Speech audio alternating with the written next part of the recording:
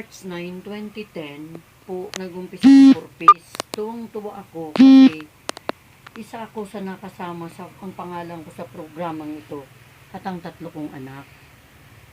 Nung panahon pong ito talagang low moral na ako kasi nasa kulungan ng asawa ko eh. At na-discharge na po siya sa bilang sundalo. Kaya ako'y wala na talaga akong pag-asa kung paano ko na mapaparal yung mga bata. Hindi ko siya madalaw sa kulungan dahil wala akong pamasahe. Nagulat ako nang sabihin ng anak ko na, "Mama, tinatawag ka doon ng mga taga-Ranggas. Hinahanap ka nila." Sabi ko, bakit naman ako hanapin nila? Basta pumunta ka doon, Mama, dahil hindi ko alam kung bakit. Nang ako'y pumunta doon, kinausap ko yung taong naghahanap sa akin, si Leia. Sabi ko, bakit? Anong problema? Kinabahan din ako, kala ko kung ano eh. Sabi niya, mag-report ka sa 9 and 10. Magdala ka ng mga birth certificate ng anak mo kasi kasali ka sa purpose. Dinala ko doon ang birth certificate ng anak ko. Talaga namang ako'y nag-qualify dahil sa interview sa akin na yung asawa ko talagang nakakulong at that time. Talagang gumagawa ako ng paraan na hindi ko mapatigil yung mga anak ko eh. Kasi at that time, gagraduate yung anak kong pulis. At saka yung aking seaman, 1 taon pa. Kung hindi ako gagawa ng paraan, mapapatigil ko sila dahil nakakulong kanilang ama at wala na rin sweldo. Ang ginawa ko, naglabada ako. Tapos, awa ng Diyos, nung talagang ako'y na-confirm na talagang ako'y kasali sa purpose, pagsunod na buwan, talagang kami ay tumanggap na ng payout. Tuwang-tuwa ako dahil nakatanggap ako ng 1,600.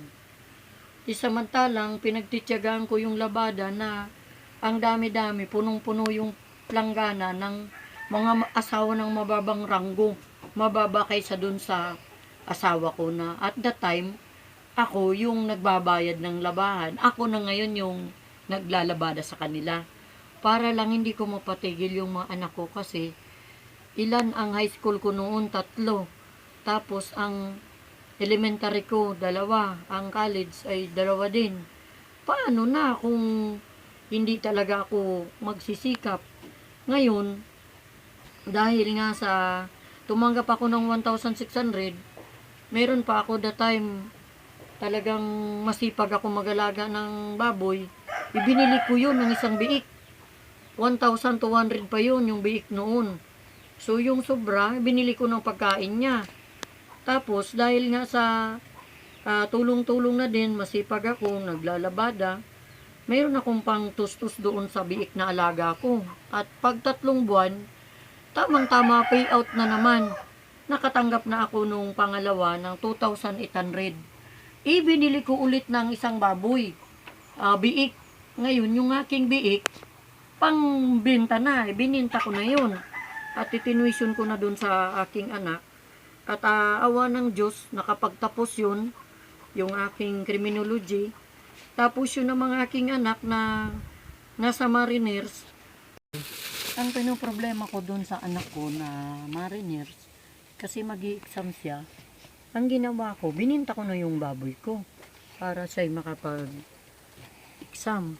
Ngayon, sa awa ng Diyos, nakapagtapos din siya at yung alaga kong baboy, lagi kong pinapalitan yun ng aalagaan. Tapos, masipag talaga kaming mag-asawa. Nagtanim kami ng saging, katanim ng kamuting kahoy, at gabi.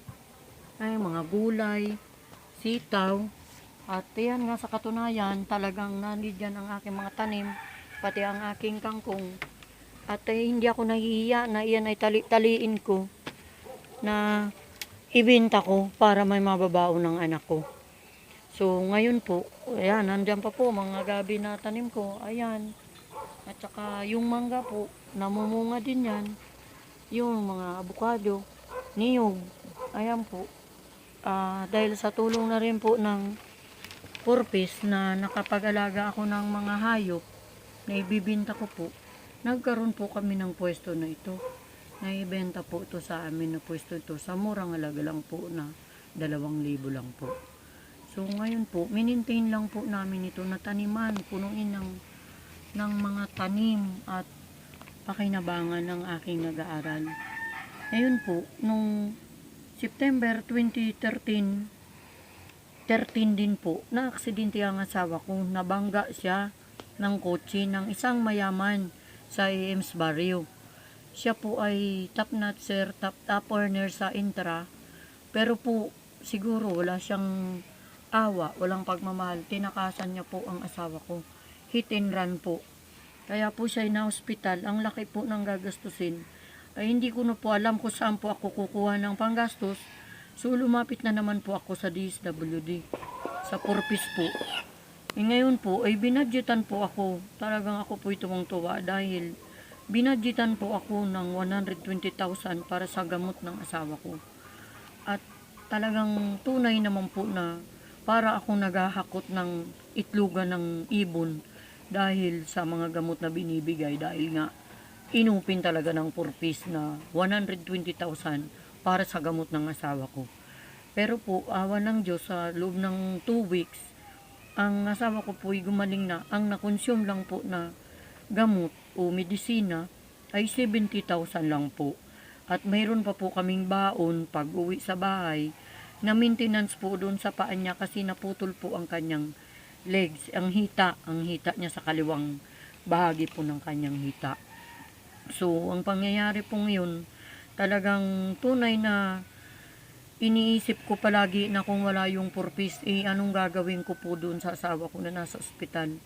Na at the time po, talagang wala rin po ng mga anak ko na pera dahil before pa yung pagkabangga na yun ng kotse, na aksidente na po noon ang asawa ko. So, bali pangalawa na pong aksidente yun. Kumbaga, nakapag-loan na ang anak ko. Wala na po siyang pera. Kaya, tunay na nagpapasalamat po talaga ako sa Purpose dahil naisave po yung buhay ng asawa ko. Talagang kumbaga gumaling po siya. Pero eto na naman po talagang siguro talagang kapag medyo nagkakamali ka ng galaw tunay na talagang medyo mamalas-malasin ka siguro ganun. Na-heat stroke naman po yung asawa ko.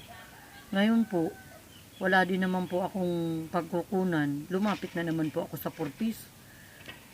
Tunay na naman na yung PhilHealth na naman niya ang nakatulong na naman sa Purpose. At siyempre, napapatuloy ko rin po ulit yung mga anak ko mag-aral dahil sa sinabi na nga po natin na kasipagan.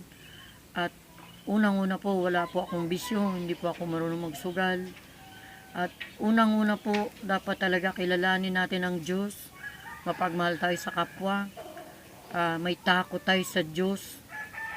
Mahalin natin yung ating mga neighbor, kapwa, huwag magsiraan. Imbis na tayo makipagchismisan, ang ginagawa ko po, nagtatanim ng kamote. Ayan po ang aking kamote.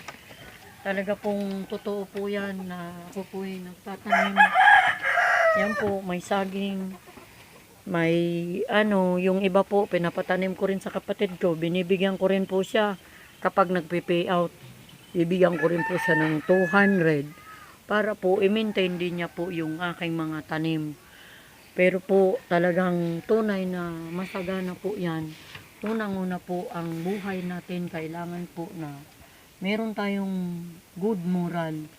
At ibig sabihin po, yung moral natin ay maganda.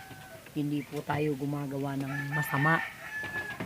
Kagaya ng mga nakikita natin na gumagawa sila, hindi maganda yung dignidad nila, yung moral nila. Kasi nga, unang-una hindi sila takot sa Panginoon. Siguro, masasabi ko na kung wala siguro akong takot sa Diyos, baka kung ano-anong binibili ko pagdating ng payout. Unang-una po, naging maganda yung takbo ng buhay namin nung ako po'y nakaretro. Nakatanggap po ako ng nasa 5,600. Yun na po nagumpisa, nakinapital ko po yun. Nagtitinda po ako ng kape, sabon, pampaputi, food supplement para dun sa mga high blood. At nagkaroon din po ng magandang panimulain ng asawa ko ng maturuan ko na po siya ng mga tinuturo ni Sir Arian sa ah, pagbabudget ng pera, kung papaano kailangan bilhin lang ang mga dapat na gamitin. Unang-una po, yung bigas, sabon, Ricardo, ah, sabon na pangpaligo, Colgate, sabon na panglaba, Milo, ulam, asukal. At hindi na po ako kailangan mamili pa ng mga kung ano-anong mga manicure, no, kung hindi naman kailangan. Inuuna ko po talaga yung kailangan na nila Justin, saka yung 3 kong anak na nasa purpose po. Hindi lang po sila ang nagkikinabang ng purpose na yan dahil nga sa napakita ko po sa inyo na tanim ko, gulay, kangkong at yung aking pispan po. Meron po siyang isda. Ina-harvest ko po siya, binibenta ko po siya. Hindi lang po yung 3 anak ko sa purpose ang nagkikinabang dyan. Kung di po, pati na rin po yung college. Nabibigyan ko na rin po ng budget. Imagine po, yung aking mariners po, nang dahil po dyan sa purpose, na ayos ko ang pera, nakagraduate po siya nung 2010. So, ibig pong sabihin, nang makagraduate siya, hindi po siya nakapag-sakay ng barko dahil seaman po siya. Nakapasok po siya ng army. So, ibig sabihin po, isa pa siya sa aking investment. Isang tao na investment na sumusweldo, nakakatulong pa po siya sa mga kapatid niya. Kapag meron po kaming kagipitan, nangingi po kami sa kanya. Pero kapag may payout naman na po, hindi na po ako nangingi, kagaya po nung mag-payout tayo nung isang buwan na 3,400 po ang nakuha ko nung April. Talaga pong hinilaan ko na yun para ibili ng bag ni Justin, notebook, saka sila pong 3 na pamilhan ko na po ng mga gamit, mga notebook, Crayola, bag. Basta ibig sabihin po, nakapasok na po sila nung June 1. Awa ng Diyos po, si Justin nakagraduate na po ng grade 6. Siya po ngayon ay grade 7 na po. So, yung dalawa na lang po ang grade 5 at grade 4. So, sila na po din, hindi lang po din sila ang napaglalaanan ko ng pera kasi nga po, mayroon akong mga alagang manok. Nandiyan po sila, yung manok po. Binibinta ko po yan para po makakasupport. Ayan po, may kabila, ayun. Yan po ay lahat na minamaster ko po yan sila para sila po ay maibinta ko. At 3 anak na nasa purpose ang magkinabang. Dahil po ako ay wala po talaga akong trabaho. Kaya ang pera po ay ipinapalago ko po.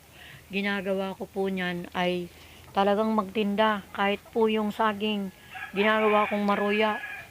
At yung kamuti naman po, ginakamutik ko yan. Tapos po ang mga sitaw po na ito, talaga pong tinatalian ko yan ng isang tali, maliit lang. 10 piso po yan. Ito po, kagaya po nito. Mayroon na naman po siya. Palalaki-lakihin ko na naman po siya. Ito po, pag ganito, palalakihin ko pa po yan.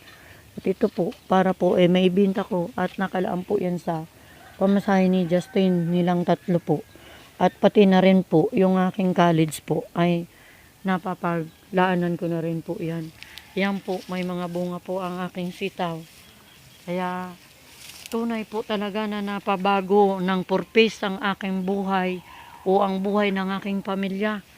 Kasi po talaga namang inayos ko po ang pera, na lumago ang pera. Hindi lang po sa pagtitinda ko ng kape. Ito po, ang bunga nito ng sitaw ay aking pong tinatalian at ibenta. At maging po ang orchids na yan, ay inalagaan ko po yan kasi po, dinadala ko yan sa bayan at yan po ay nabibinta din. Nilalaan ko po yan sa pamasahe ng anak ko po. Yan po, may medicinal din po ako. Para kapag mayroon pong mga naghahanap ng medicinal plant, kahit po 10 piso ay nabibintahan ko po sila. Yan. Tapos, sa ngayon po, medyo wala pa silang bunga. Nandun sa kabila ang may bunga. Kasi po, inharvest ko na po yan. Pati po ang mangga, na-harvest ko na rin po. Ang avocado po, may mga bunga. Ang niyog, meron pong bunga. Ito po, may bunga pa din ng niyog dito. Ito na lang po na kangkong. Talagang ginamit ko rin po dito ang pera ng 4 piece. Para po ay mapaglaanan ko ng tanim. Si Justin lang po nagtanim niyan. At saka si papa niya nang nabubuhay pa. Itong kangkong na ito po, mga 3 years ko na po itong pinakikinabangan. Naiipon ko po ang pera. Kaya tunay po na napakaganda. Ayan po sa kabila. Mga tanim po yan ng asawa ko. Kapag payouts po, napakasipag niya magtanim. Dahil binibilang ko po siya ng medyo kahit ganito lang po, kabayan. Maayos na rin po ang aming kabuhayan. So, masasabi ko po talaga na kapag mayroon tayong Panginoon, talagang tunay na pinagpapala tayo niya at natatakot po tayo sa Kanya. At importante po talagang mapaglingkuran din po natin ng Diyos. Unang-una po, lagi tayong manalangin sa Kanya. Huwag tayong makalimot. Humingi tayo ng Holy Spirit na i-provide tayo, tulungan tayo. At ang mga anak ko naman po ay talagang tunay na matatalino po sila, kaya hindi po nakakayang na-avail po nila ang scholarship. At talagang sila po yung nagtatamasa ng scholarship na yan. At ang pera po sa purpose na ito ay talagang tunay na napalago ko po.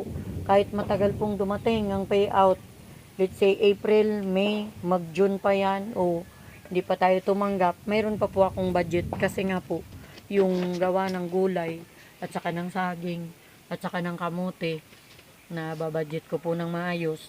So, mayroon pa po na budget ang mga anak ko. Kapasok sila sa Lunes, mayroon pa po silang budget.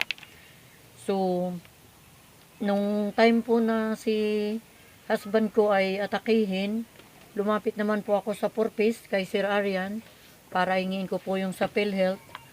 At tunay po na nagkinabang din po ako kasi kahit po sabihin na nating May 10 siya inatake, 11, 12, 13, nandun kami sa St. Peter in Paul.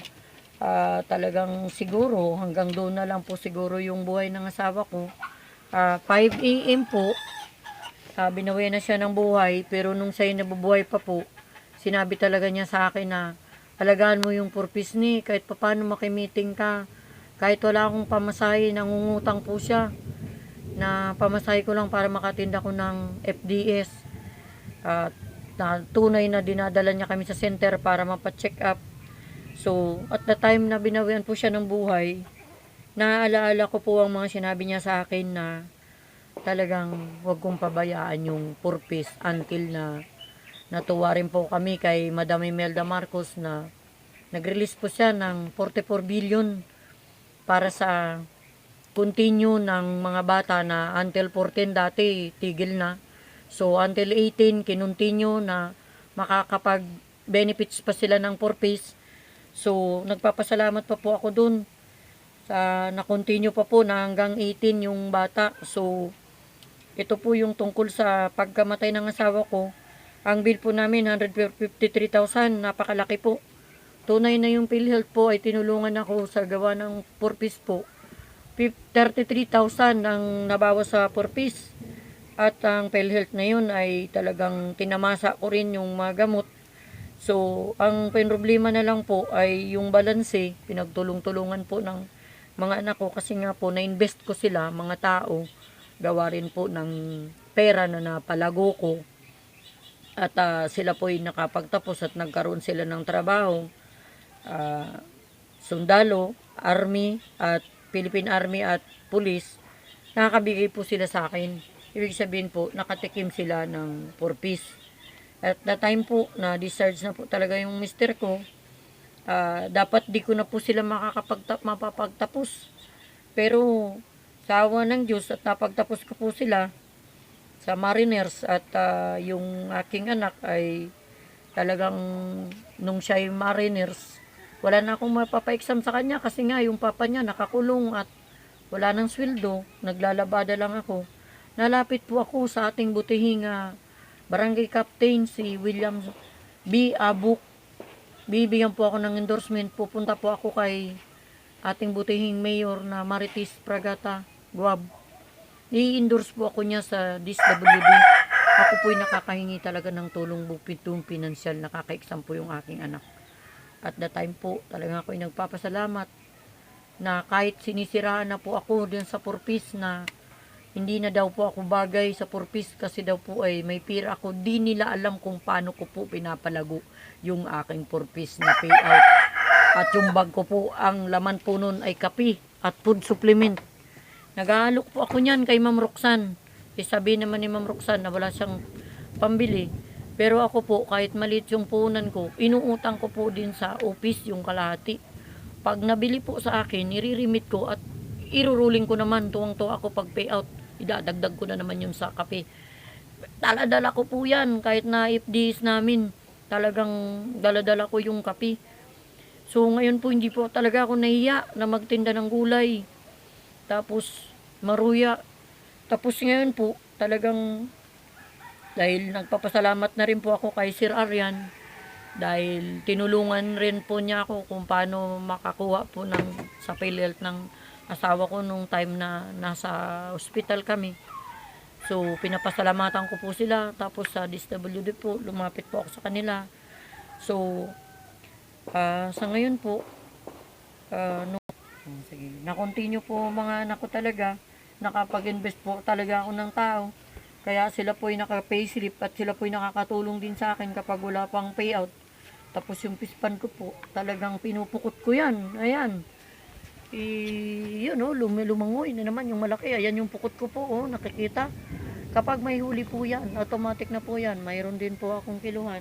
Pero andun po sa may gripo dahil may nilinisan pa po ako kaninang isda na bininta ko po. So yung pispan ko po ay sapal lang po ang pagkain. Ibig sabihin yung pinigaan lang po ng pinanggata ko sa gulay. So yun ang pagkain nila.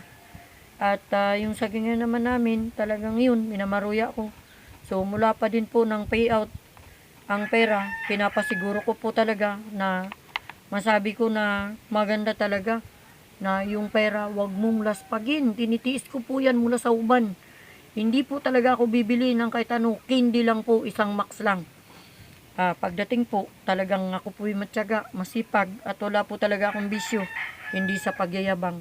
Imbis na makipagchismisan po, talagang ginagawa ko po, magtanim ng kamote, at gulay, sitaw, at magamit pa rin ito, maibinta, pamasay pa rin ang anak ko. Kahit na kung ano po, itinitinda ko po, basta wag lang po gumawa ng masama at ang moral po natin ay mahirap ang ating dignidad. Hindi po tayo ipagmamalaki ng ating mga anak kapag tayo'y nakikipag mahanap tayo ng lalaki para yun na lang ang kunan natin ng pera. Mayroon tayong kabit. Hindi po yun pinagpapala ng Panginoon. At ang mga anak po natin, ikahihiya po tayo niyan. Talaga pong tunay na gumawa tayo ng maganda. Huwag tayong gumawa ng masama. Talagang manalangin tayo sa Diyos kasi pagpapalain po tayo. Ang pira po yan kapag nakokontrol natin yung ating mata at yung ating puso. Hindi po natin yan gagastusin basta-basta. Talagang ninilaan ko po yan sa pirang yan sa pag-aaral ni Justin. Talaga. Tapos si Louis J. at saka si Sean. Hindi lang silang tatlo ang nagkinabang kasi yung college ko po napakinabangan din nila. So, naparal ko po talaga sila. So, ito lang po masasabi ko. Gumanda po talaga yung buhay namin na bago talaga. Umayos yung aming bahay. Nagkaroon na rin po kami ng magandang tirahan. Mayroon po, maganda na rin po ang tulugan namin. Komportable na rin po. Ang mga anak ko po ay mababait po sila, matatalino. Tunay po na papangaralan ko po sila kapag may FDS po. Isinasalaysay ko po sa kanila ang itinuturo ni Sir Arian na ganito ang dapat gawin. Nakukuha ko po ang mga ugali ng anak ko na kung anong dapat na ituro sa kanila ang pinag-aralan po sa FDS. Talaga pong tinuturo ko sa kanila na maging mapakumbaba, mapagmahal at matiisin na makapagtiyaga kung ano ang mayroon ay iyon na lang ang pagtitiyagaan. So ngayon po talagang mahal na mahal ko po ang purpose Dahil natulungan po ang pagkasakit ng asawa ko, pagkamatay, hanggang po nailibing. Andyan pa rin po mga anak ko nag-aaral, kahit ganito lang po yung aming bahay. Talaga pong tunay na pinagpapala kami dahil nga po dyan sa mga tanim na yan. Na sa akin na rin pong kasipagan, pagtityaga, mababait na anak. 4 na lang po ang natira sa akin na anak ko po na natira ng asawa ko. At yung akin pong isa na college na talagang natulungan din ng purpose ay nandun po sa PNPA. Kaya isa na naman pong investment ko yun. Kapag yun ay sumweldo, nagmula po sa purpose na 2,800. Talaga pong pinagbuti ko po yan. Ang anak kong yun sa PNPA, ibig sabihin yung puhunan natin ay purpose, lumago po yun. So, talagang nabago po ang aking buhay. Nabago ang pananaw. Mga anak ko maka-Diyos, mababait, magalang, marespeto sa kanilang ina. Kahit po nag-iisa na lang ako, single parent po ako. Kita nyo naman po, ang laki ng katawan ko po.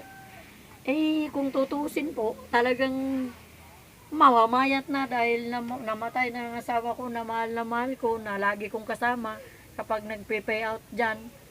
Kahit po nangungutang kami noon ng gasolina, ang tatanggapin ko ito, 8 lang po. Talaga pong gagasolina kami ng 300. Kasama ko po yan.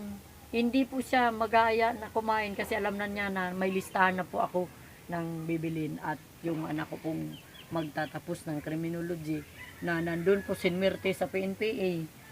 Talaga pong kaya ako po napalago ang kabuhayan na ito na nagmumula sa purpose dahil nga po sa sipag at tiyaga, pagtatanim ng mga biyayang ito na ibinigay ng Panginoong Diyos. Talaga pong pinangalagaan ko po yan. Kaya po talaga pong napakaganda ng buhay.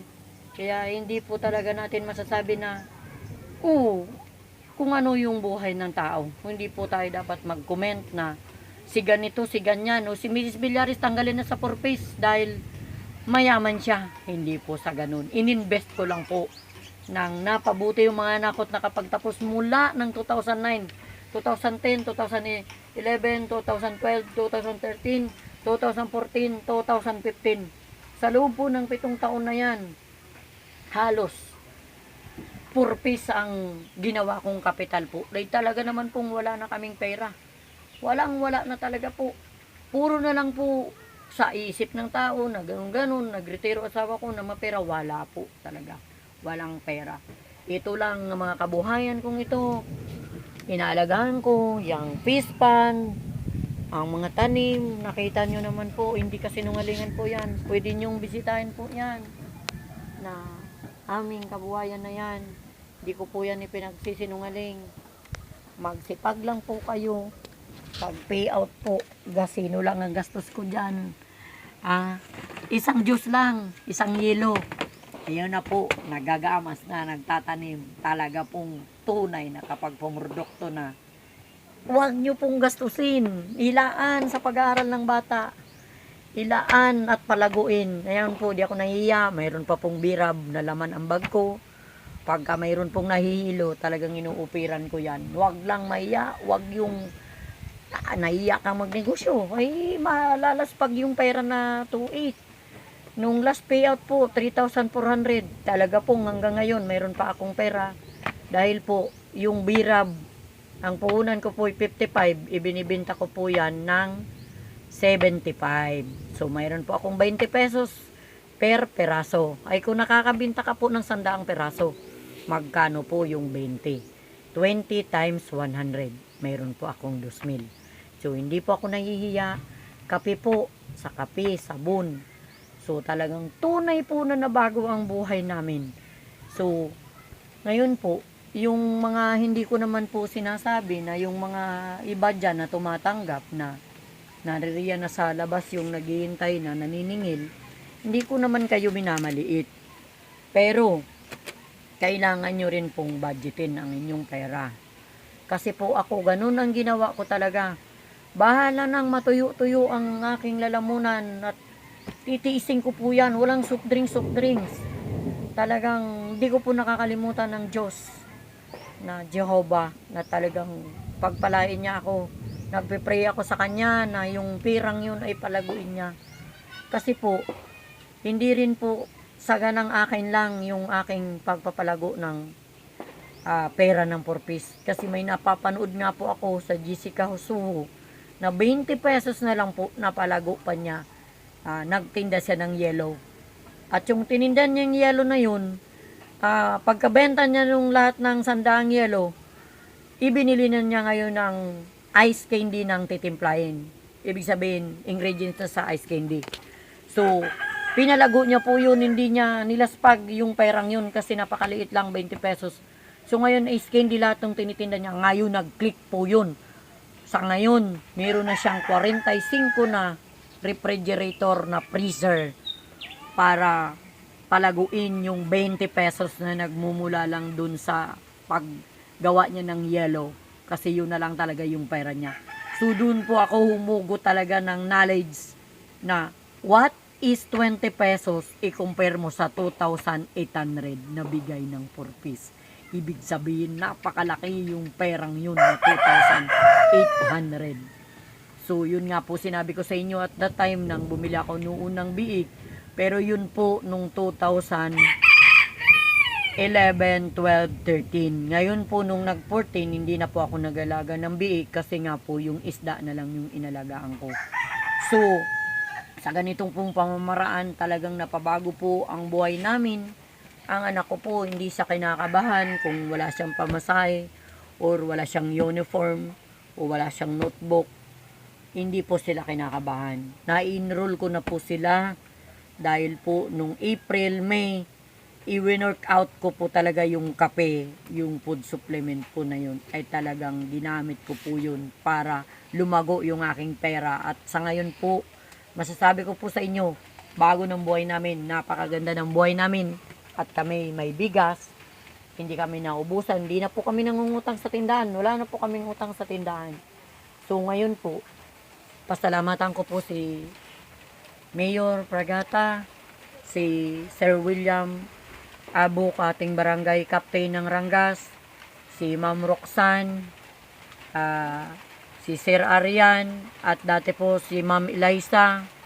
Talaga pong tunay na inalagaan po nila talaga ako na kahit may rumors na po na ako'y tanggalin, hindi po sila nagawa ng ganun. At sa Putsaw po, pinapasalamatan ko rin po ang aming coordinator, si Sir Richard. Si Sir Richard, yun po ay siya ang coordinator namin, Richard Dinano, Richard Inano.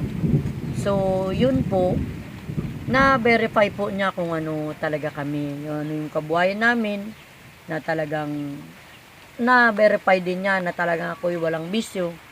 Hindi nagsusugal, hindi nagiinom, hindi kung ano-anong bisyong dapat na hindi naman dapat. So, ngayon po, pinasalamatan ko po yung mga staff ng Purpose sa Huban, lalong-lalo na po yung mga member dun sa DSWD nang ako po'y lumapit about sa indigency. Talaga pong hindi nila ako pinatagal, binigyan kaagad po nila ako ng mga certification na yun at akin pong nagamit yun lahat sa pangangailangan po. So ngayon po, happy na po ako kasi mga anak ko po nag-aaral na, pumapasok na po sila. Wala na po akong problema. Next payout po, may plano na naman po ako niyan. I-open ko po, gagawa po ako ng tinapay. Yung next payout na ito, sana po. Kasi po, nakapasok na yung mga anak ko. So, next payout, gagawa na po ako ng tinapay. Ititinda ko po sa school. Yan po ang aking plano na naman dun sa payout na po yun. So, ngayon po, talagang pasalamatan ko po ulit ang Panginoong Diyos. Ika nga, to God be the glory. Yun po, salamat Sir Arian, Ma'am Roxanne, Ma'am Tess, Velasco, Ma'am Eliza. Yun po, maraming salamat po. Pagpalain po kayo ng poong may kapal. At hangarin ko rin po na ang aking pamilya ay hindi na mawala ng tanim at laging mamunga ang aking mga tanim. Sana po pati na yung mga saging. At up next po, bibigyan ko rin si Sir Arian ng saging. Maraming salamat po. To God be the glory. Thank you.